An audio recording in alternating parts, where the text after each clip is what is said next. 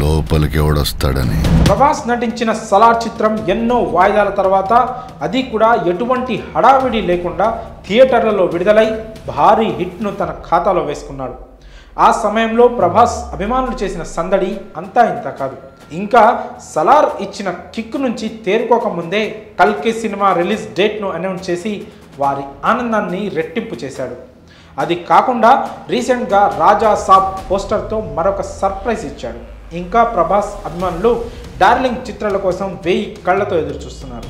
కానీ ప్రస్తుతం సోషల్ మీడియాలో వినిపించే టాక్ చూస్తుంటే మాత్రం కల్కి సినిమా విడుదల కాస్త ఆలస్యం అవుతుందేమో అనే సందేహాలు వ్యక్తమవుతున్నాయి.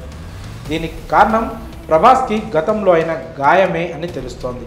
సినిమాల్లో డార్లింగ్ నటన గురించి ప్రత్యేకంగా చెప్పాల్సిన అవసరం లేదు. ఈ హీరో చిత్రాలు విడుదల తర్వాత వాటి రిజల్ట్ ఎలా ఉన్నా సరే ప్రభాస్ మాత్రం తన క్యారెక్టర్కు 100% న్యాయం చేస్తాడని ఎవరైనా ఒప్పుకోవాల్సింది. రాజమౌళి దర్శకత్వంలో వచ్చిన బాహుబలి సినిమా చూస్తే ప్రభాస్ 2 పాత్రలలో వేరియేషన్స్ కోసం ఎంత కష్టపడ్డాడో కనిపిస్తోంది.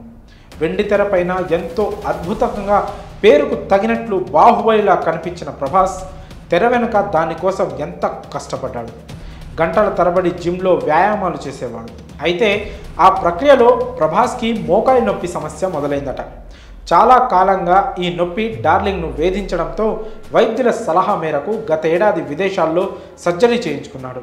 1 నెల రోజుల పాటు అక్కడే విశ్రాంతి తీసుకొని సలార్ విడుదలకు ముందే ఇండియాకు వచ్చాడు. అందువలనే ప్రభాస్ సలార్కు సంబంధించిన ఏ ప్రమోషన్స్లోనూ కనిపించలేదనే టాక్ కూడా వినిపించింది.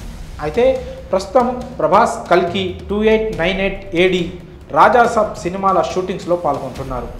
ఈ క్రమంలో ప్రభాస్ మోకాలి గాయం తిరగబెట్టిందని సమాచారం. దీంతో మరోసారి సర్జరీ తప్పదంటూ దానికోసం ప్రభాస్ విదేశాలకు వెళ్తున్నాడంటూ ఓ వార్త సోషల్ మీడియాలో చక్కర్లు కొడుతుంది.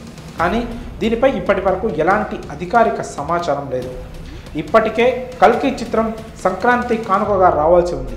కానీ దానిని సమ్మర్లో విడుదల చేసేందుకు వాయిదా వేశారు మేకర్స్.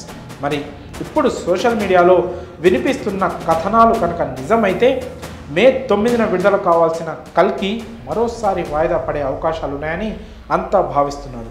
మరి ఈ విషయంపై మీ అభిప్రాయాలను కామెంట్స్ రూపంలో తెలియజేయండి.